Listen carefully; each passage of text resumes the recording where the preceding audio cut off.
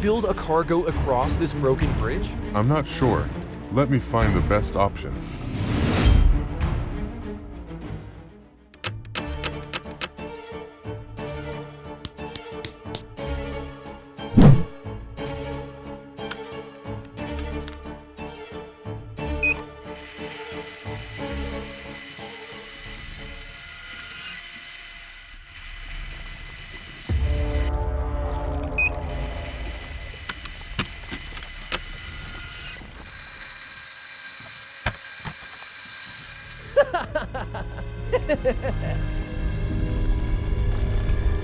Huh?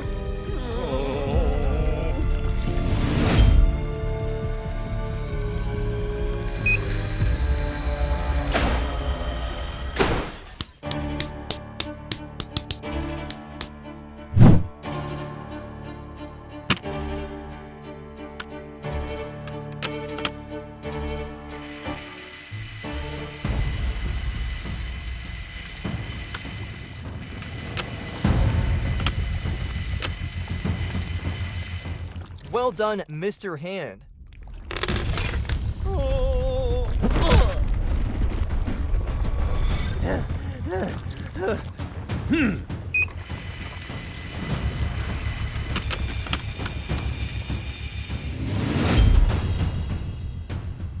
It's so difficult. I have got an idea.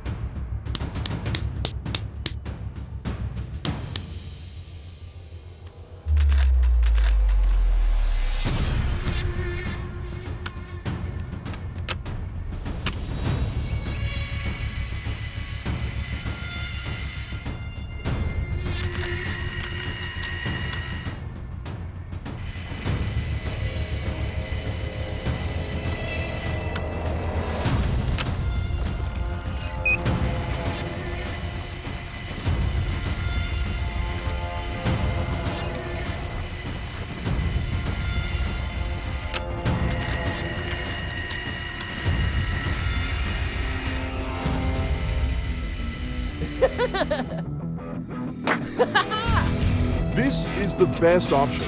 I agree with you.